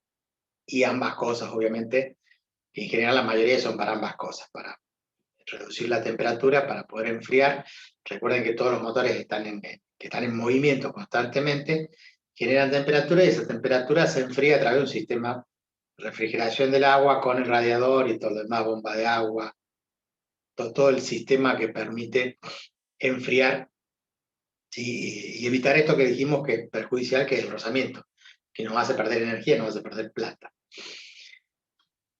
Sí lo dijimos, lo charlamos, recién usted lo acaba de preguntar respecto de los lubricantes. Bueno, hay muchos tipos de lubricantes y con diferentes fines y en diferentes tipos de maquinarias, en diferentes cuestiones. Hasta en medicina se usan algunos tipos de sustancias. A ver, donde hay mucho rozamiento, ¿vieron cuando le ponen el suero? Se pone un catete, se pone una aguja, ¿no es cierto?, fija, y allí se pone la gomita y ahí va el suero. Cuando por algún motivo bajaron el suero y se llenó de sangre y se empiezan a asustar, cuando levantan de nuevo el suero, por diferencia de altura, por presión, eso lo vamos a ver en hidrostática, vuelve a retomar, el líquido empieza a entrar y la sangre vuelve hacia él. Pero a veces se tapona. Entonces viene la enfermera, lo saca, lo limpia, lo vuelve a poner. Una de las cosas que se hace es agarrar el suero y apretarlo muy fuerte para que salga un chorro de agua bien fuerte y entre y desobstruya.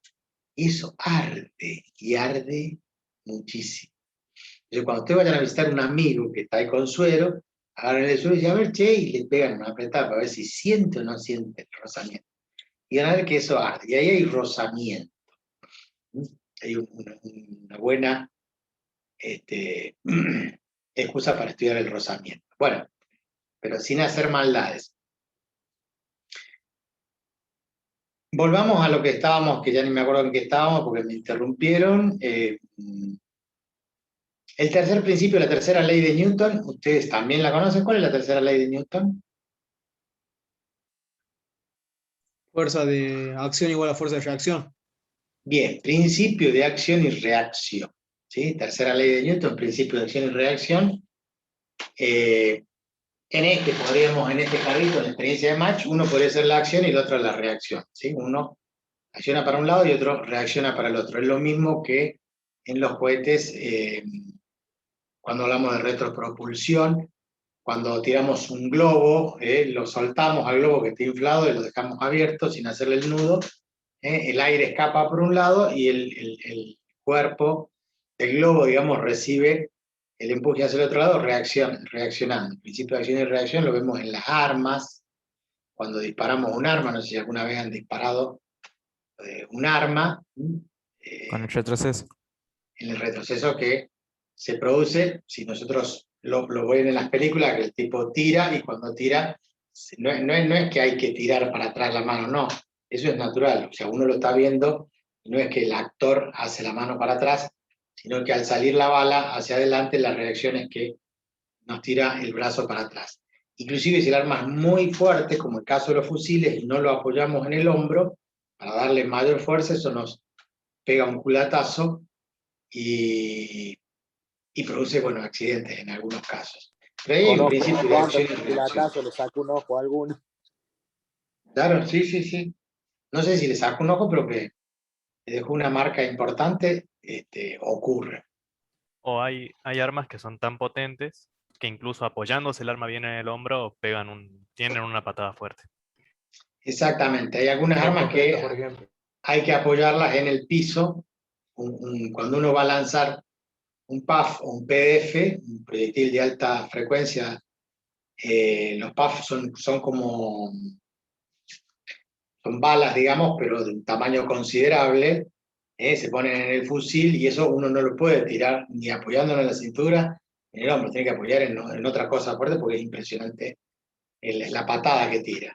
¿Dónde se ve mucho más eso? En las películas, cuando vimos los tanques, vieron que el tanque tira el proyectil y se mueve el tanque hacia atrás, bueno, es el principio de acción y reacción, y lo conocemos todos, sabemos qué es, y esa es la tercera ley de Newton y la estamos aplicando continuamente, ¿sí? El principio de acción y reacción.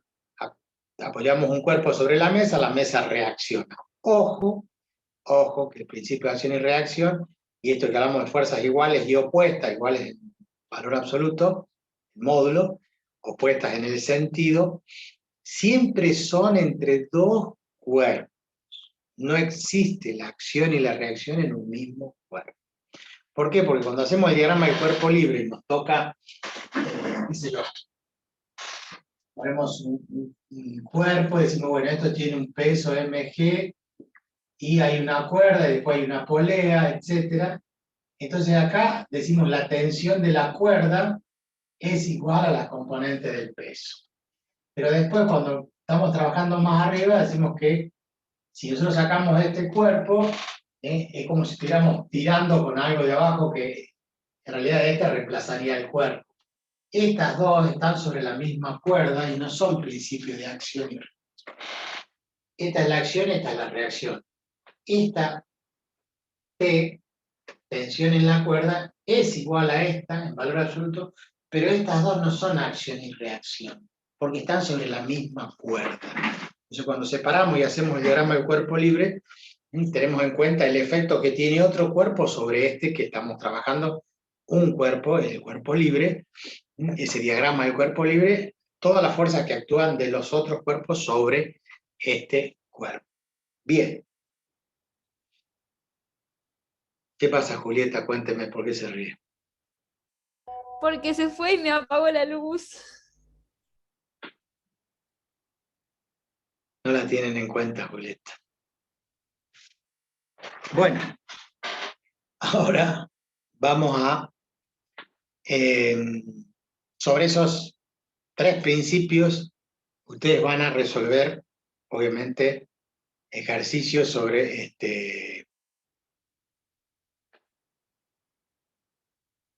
para poder hacer cálculos, ¿no?, de las variables físicas que nosotros utilizamos.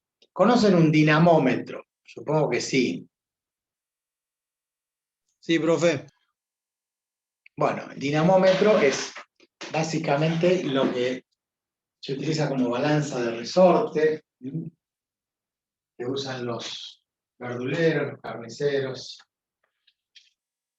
sobre todo los vendedores ambulantes que andan en la calle. Entonces, un dinamómetro me permite medir a mí las fuerzas, las masas o la aceleración. Vamos a ver acá, si puedo mostrar en la pantalla. Esto que está acá es un dinamómetro.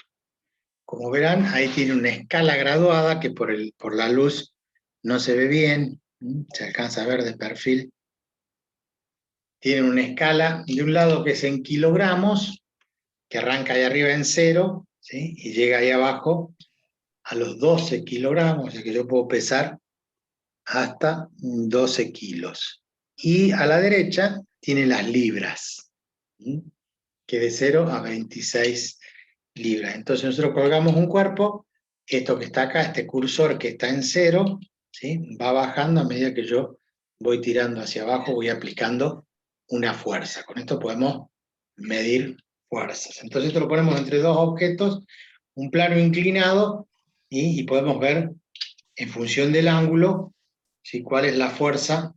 Medimos la fuerza, la dividimos por la gravedad y calculamos cuánto vale el peso. O sea, en un experimento, que es lo que hacemos, colocamos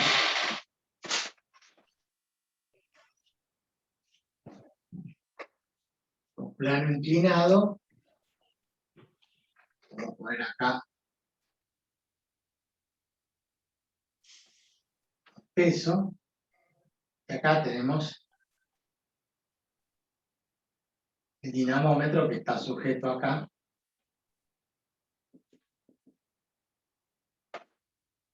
Entonces ahí podemos ir viendo que en función, este peso es hacia abajo, pero se puede descomponer en dos direcciones.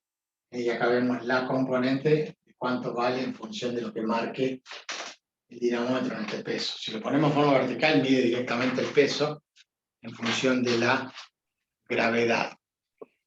Esto es un dinamómetro y se emplea muchísimo. Ustedes en el laboratorio, lástima que estamos con esto de la pandemia, pero en el caso que pudieran observar, nosotros podrían ver que se puede utilizar esto y medir la masa, ¿sí?, conociendo el peso, la fuerza, que es igual al peso. Nosotros despejamos, dividimos en la gravedad y calculamos la masa. No había mucho, peso es igual a masa por gravedad. Utilizamos una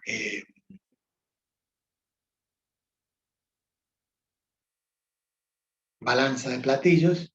En esa balanza equilibramos, entonces el peso de uno es igual al peso del otro. Ahí se simplifican las masas y podemos utilizar o medir la masa. Hay dos masas, una masa inercial y una masa gravitatoria, ¿sí? Las masas gravitatorias son las que utilizamos en función del peso.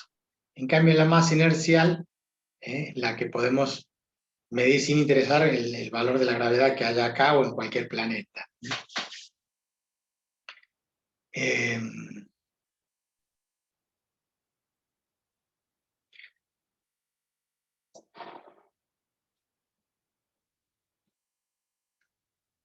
Díganme cuáles son las unidades de fuerza, ya que ustedes ya lo estudiaron esto, lo estudiaron. Kilogramos de fuerza. Newton. Newton y Fuerza, Dina. Dina y Newton. Newton y Dina. Dina, Newton Newton y y kilogramos.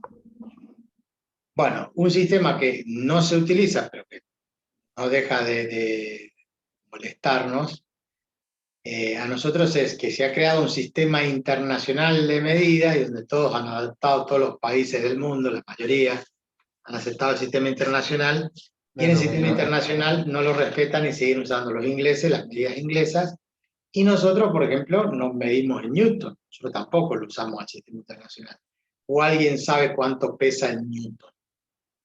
Y realmente nadie, todos decimos yo peso 72 kilogramos, y también lo decimos mal. ¿Por qué? Porque si es un peso, no son 72 kilogramos, son 72 kilogramos fuerza. Si yo digo 72 kilogramos, se refiere a una masa. Yo tengo una masa de 72 kilogramos. Multiplicado por la gravedad de 9,8, voy a tener entonces un peso de tantos newtons. Pero, ¿ustedes han escuchado alguna vez a alguien que se pese en newton? No. Ustedes van al verdulero y le dicen, dame 2 kilos. En vez de decirle, dame 2 kilos, dame 20 newtons de papa.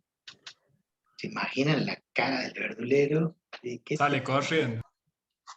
No tengo, dice, tengo papa, pero no tengo de esa variedad de Newton. No tengo papa blanca y papa negra. Pero papa de Newton no tengo. Y 20 Newton son más o menos 2 kilogramos masa, que equivalen a 2 kilogramos fuerza. ¿Sí? Y la masa multiplicada por la gravedad nos da, entonces, la unidad que ustedes ya conocen, el Newton, que es el sistema que antes llamaba MKS, que después pasó a ser el sistema internacional. Pero, por supuesto, está el otro sistema CGS, que no debería usarse, pero se sigue usando y en muchos laboratorios se usa, que es la DINA, unidad de fuerza, la DINA que equivale a gramo. Una DINA es 1 gramo por centímetro sobre segundo al cuadrado. Entonces, en estas unidades, ustedes ya saben, un newton equivale a tomar una masa de 1 kilogramo y acelerarla a 1 metro sobre segundo al cuadrado. Una DINA, se puede escribir con Y o con I latina, es igual a 1 gramo que se acelera a 1 centímetro por segundo al cuadrado. Entonces, un newton, haciendo la transformación de kilogramos a gramos y de metros a centímetros, equivalen a 100.000 DINAs. Nosotros con el profe Gracia habíamos visto, bueno, tenemos la tabla de equivalencia, que justamente la DINA es 10 a la menos 5 newton, y que 9,8 newton son 1 kilogramo fuerza. Kilogramo fuerza, 9,8 newton. O 1 newton, 9,8 kilogramos fuerza. Claro. No es lo mismo. 1 kilogramo fuerza son 9,8 newton o 1 newton son 9,8 kilogramos fuerza. No. 0,102 creo que era la conversión. 0,102, 1 newton es 0,102 kilogramos fuerza. O sea que esto no es así. 1 kilogramo fuerza son 9,8 newton. Que sería, 1 newton es igual a 1 kilogramo fuerza sobre 9,8, básicamente. Porque esto sería 1 kilogramo masa. No vayan allí, estoy avanzando. Bueno, vayan. Agregado a 9,8 metros por segundo al cuadrado. Una masa de 1 kilogramo, con la aceleración de la gravedad, nos da 9,8 newton, que eso es lo que nosotros llamamos 1 kilogramo fuerza, que mal llamamos 1 kilogramo, nunca le ponemos el kilogramo fuerza. Y la otra es que a este kilogramo fuerza, en vez de escribirlo así, 1 kilogramo fuerza, también se lo puede escribir como 1 kilogramo y la magnitud vectorial para, bueno, estas unidades ustedes las tienen en una tablita, las googlean, están en todos los libros. Profe, si nosotros, por ejemplo, qué sé yo, un ser humano que pesa 100 kilogramos, sería que pesa 980 newtons. Claro. Bien. Exactamente. ¿Pero la han escuchado alguna vez en algún lado? Nunca. La otra, el otro es... ¿Eh? Y no. No, Virginia tiene el micrófono prendido, profe. Ay, perdón, chicos, perdón. Bueno. Él le decía que es muy raro escuchar, nosotros sí estamos acostumbrados a dar ejercicio y plantear problemas con Newton, pero en la práctica, saliendo del aula, siempre confundimos el concepto de masa con peso. Lo sabemos perfectamente, pero vamos, le decimos, deme 2 kilos de papa, no le decimos, deme 20 newton de papa, porque sabemos que nos van a mandar al diablo. Así que no hay problema con eso. Todos entienden que por usos y costumbres el sistema internacional será muy internacional, pero no lo usa nadie. Porque además usamos el sistema inglés, o sea, nosotros usamos muchísimo el sistema inglés porque estamos acostumbrados a eso. En el sistema inglés el peso aparece como libra. Entonces una libra en el sistema inglés es igual a ¿qué cosa? A tomar una unidad de masa en el sistema inglés, que es un slug, por una aceleración de una pulgada o de un pie por segundo al cuadrado. Y ahí tenemos lo que es una libra. En ese sistema inglés, a ver si en algún lado tengo la equivalencia, no. Newton Dina, kilogramo fuerza.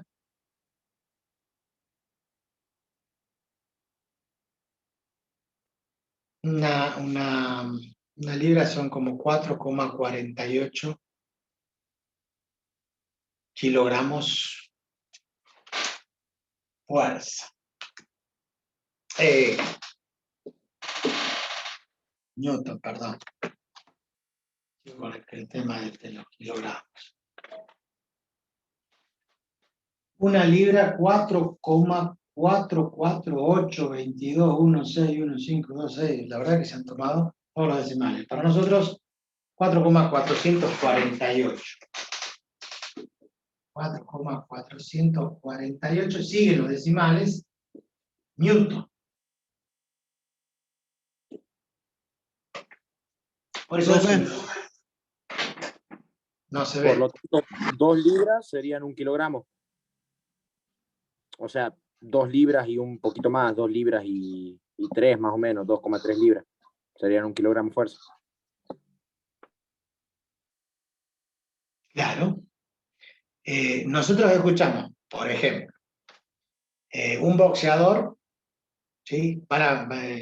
Los Yankees tienen uno que más escucha, ¿no es cierto? Una pelea de box o cualquier tipo de pelea. Dice, bueno, este contrincante tiene 200 libras. Entonces nosotros tenemos 200 libras, tenemos que hacer el cálculo. Sí, profe, y también ellos para los envases, por ejemplo, también utilizan las libras. Ellos para los envases. Yo pensé que la libra era para masa, no para fuerza. Claro, nosotros usamos masa, pero en realidad todo lo asociamos aquí. Nosotros decimos que hay 500 gramos, pero 500 gramos, ¿qué es? Es una unidad de masa. Pero nosotros decimos pesa medio kilo. ¿Cuántos son 500 gramos? Medio kilo. ¿Y qué es medio kilo? El peso, pero en realidad es la masa.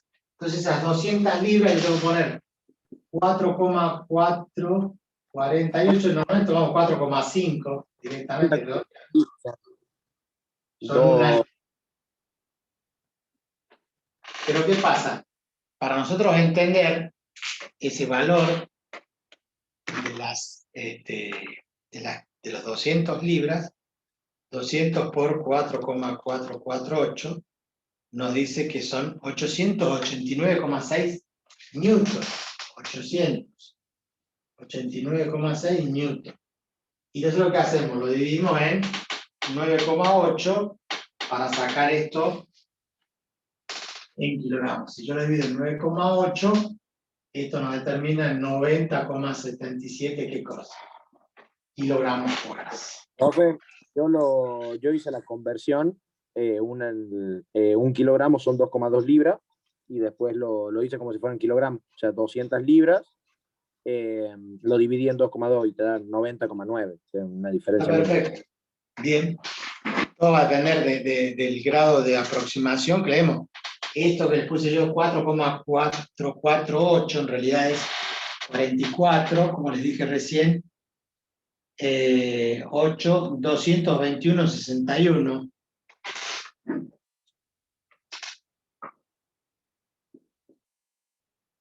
Y siguen los decimales. O sea que nunca vamos a dar el valor exacto, real, siempre aproximamos, y algunos, como usted puso 2,2, aproximan el 4,5.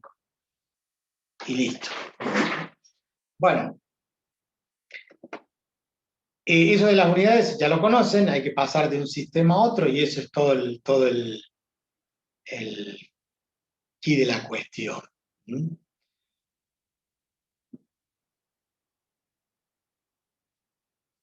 Estoy revisando a ver si hay algo que me haya olvidado de comentarles.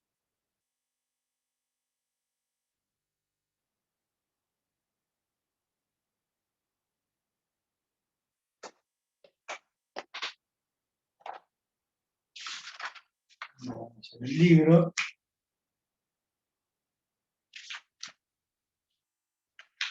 Profe, Sí, te escucho. y ellos en la balanza, por ejemplo, cuando pesan en libra, o sea, ellos la tienen en libra la balanza, ¿no? No la tienen en el SLU, que es... No, el slug es la masa. Ellos miden peso. Nosotros medimos el peso, pero lo expresamos en sistema técnico, porque hablamos de, yo peso 72 kilogramos, en realidad son 72 kilogramos fuerza. Pues yo digo que yo peso, no digo que yo tengo una masa de... Al decir, tenés que pesar 500 gramos de tal cosa, esos gramos son gramos fuerza, es un peso. Y obviamente el Yankee lo tiene expresado en libras. Esto que tengo yo, ¿a dónde puse?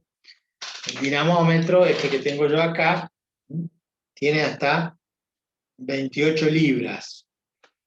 Y la equivalencia, lástima que no se puede, no se alcanza a visualizar, no sé, por más que yo lo ponga en la cámara muy cerca, no se alcanzan a ver los numeritos. Podría sacar una foto, profe. A ver, eso puede ser. Lo que mata es el brillo. No sé en qué posición.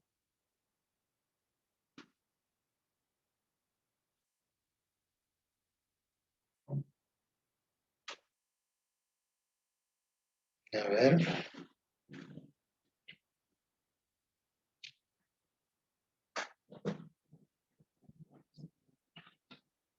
Ahí casi como que se ve perfecto.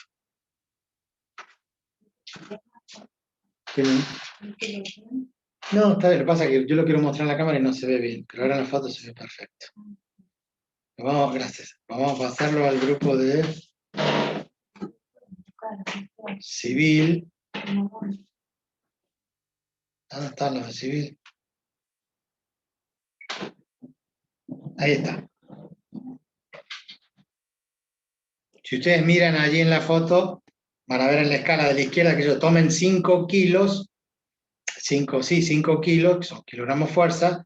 Fíjense a la derecha, se corresponde con el 11, porque está entre 10 y 12 a la misma altura, como que son 11 libras.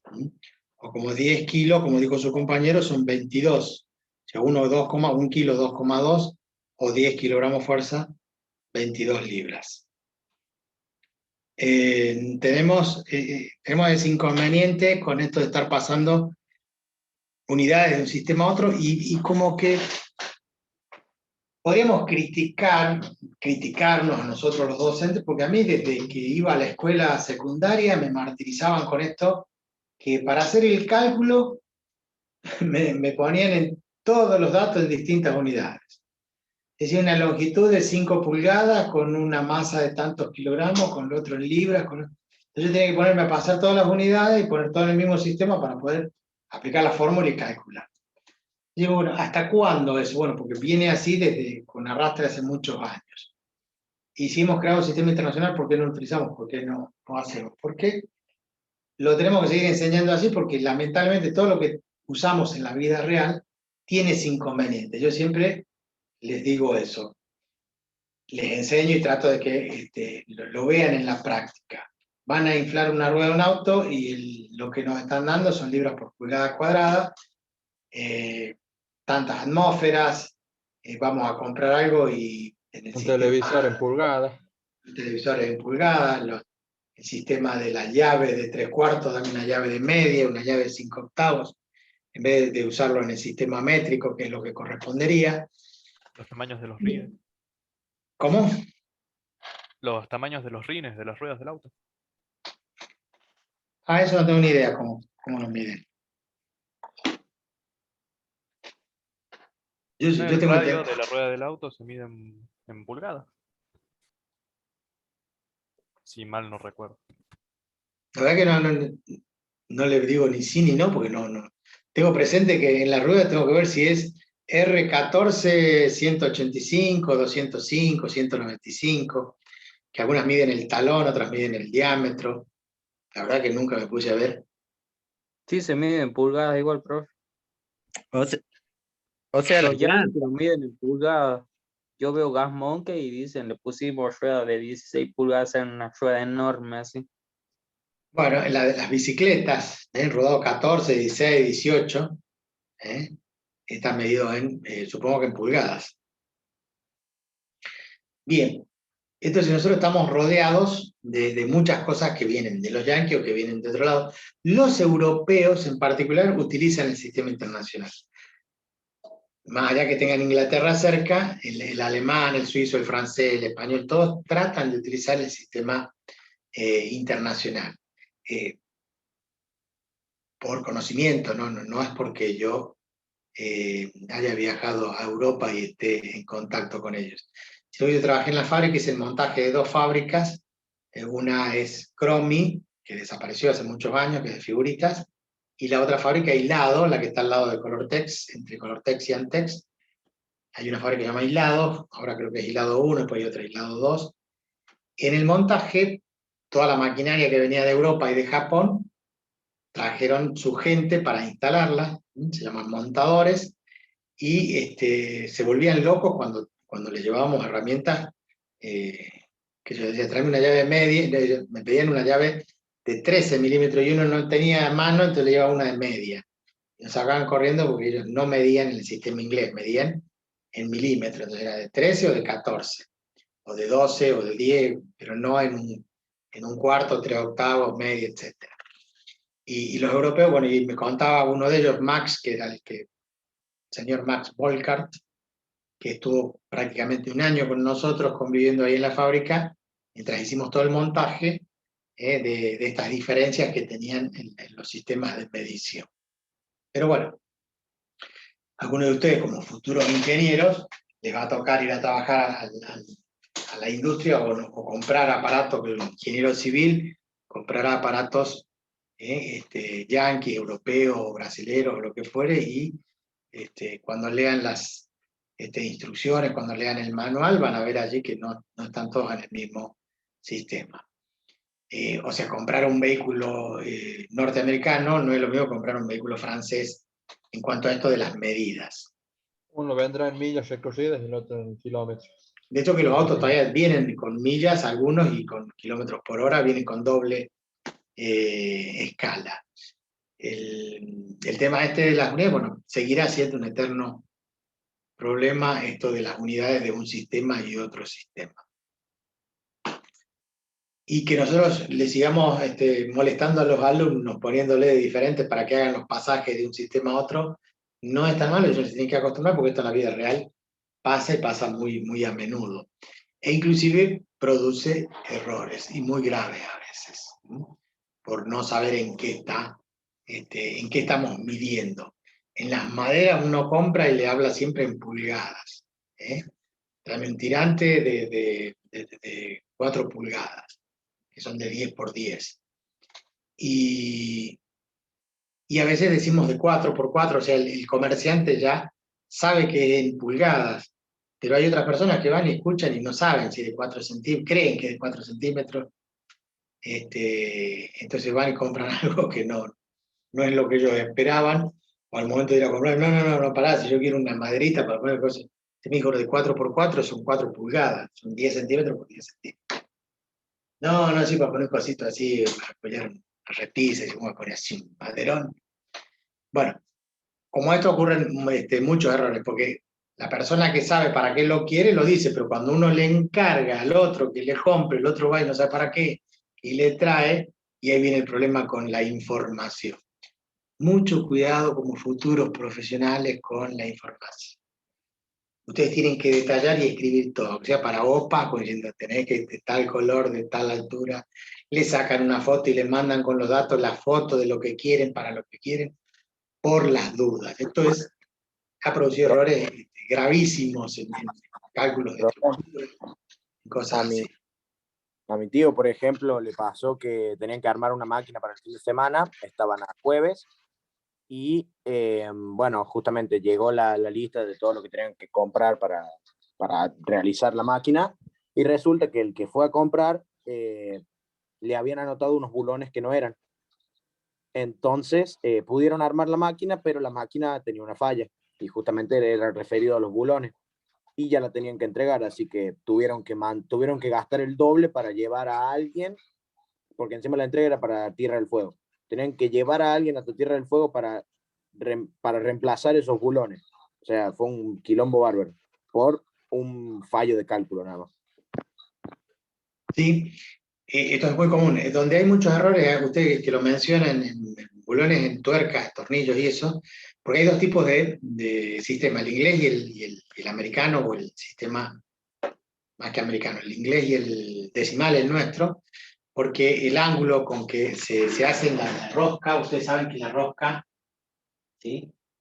Digamos que esto sería corte de un tornillo, el ángulo que tiene el filete entre dos dientes es de 57 grados en el sistema inglés y de 60 grados en el sistema decimal. Y el paso, que es la distancia que hay entre esto y esto, se mide además que existen roscas de paso fino y de paso grueso, están las decimales y están las que se miden en pulgadas. Y no son iguales. Entonces, cuando empiezan a enroscar, pareciera que con un poquito de dificultad, pero anda. Dice, bueno, sí, le dale más fuerza. Y cuando le empiezan a meter más fuerza y más fuerza, lo empiezan a deformar. Y ya quedó deformado y no hay forma de volver atrás con ese desastre. ¿Por qué? Porque están en otro sistema de medición. Roscas Whitworth, así se le llaman las inglesas, y las roscas comunes o métricas para nosotros, y tienen una pequeña diferencia, pero que en 10 filetes, sí, se empieza a aumentar, y hay un momento que se clavan. Por eso nos cuesta a veces aflojar un tornillo, porque no le metieron el tornillo que tenía que ir, o la tuerca que tenía que ir, entonces nos genera un montón de complicaciones. Esto pasa muy, muy a menudo, estos errores de los sistemas de medición. Y produce errores gravísimos. Imagínense que cuando a alguien se le pierde una tuerca de una rueda de un auto, un tornillo, y le pone otro, y lo mete a presión y después le cuesta sacarlo, o que como no está bien ceñido, con la vibración se va aflojando y produce los accidentes que produce. Cuando se sale una rueda, si esa rueda no mata a otro, a los que van en el vehículo les produce el vuelco, etcétera, etcétera. ¿Y por qué? ¿Cómo llamarlo? No sé cómo llamarlo, ¿no? Esa inoperancia de esa persona, el no pensar en que esto puede producir accidentes graves, muy, muy graves. Y nosotros los argentinos, bueno, métele ese, más o menos anda, atalo con alambre y listo. Y de última, después que lo enroscás, le haces unos puntitos de soldadura y chao, no se muere más. Yo he escuchado eso, porque yo trabajaba en fábrica.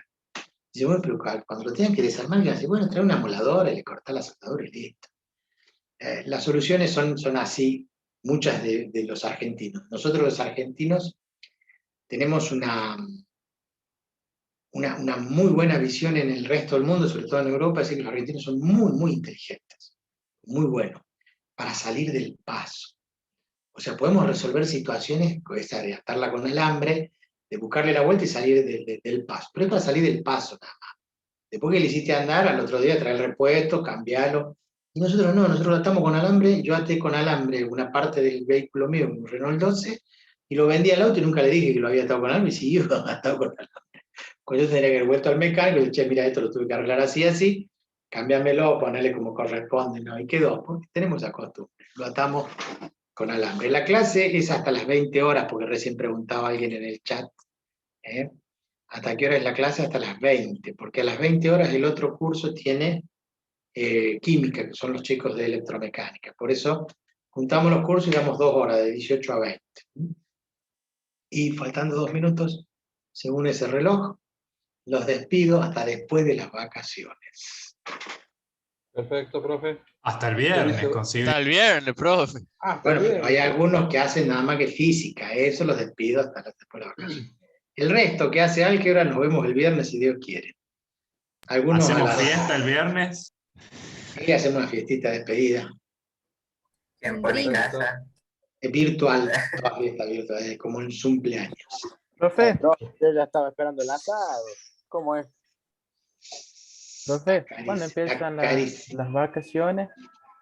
No estoy... Son 1 semana de exámenes, 2 de vacaciones, 1 de exámenes. O sea que la semana que viene es de examen, digamos. La semana que viene es de exámenes. Ah, o sea que hasta el viernes nada más tenemos clase y chau, chau, adiós. Claro, volveremos el 20 y pico. Claro, es casi un mes. 4 semanas.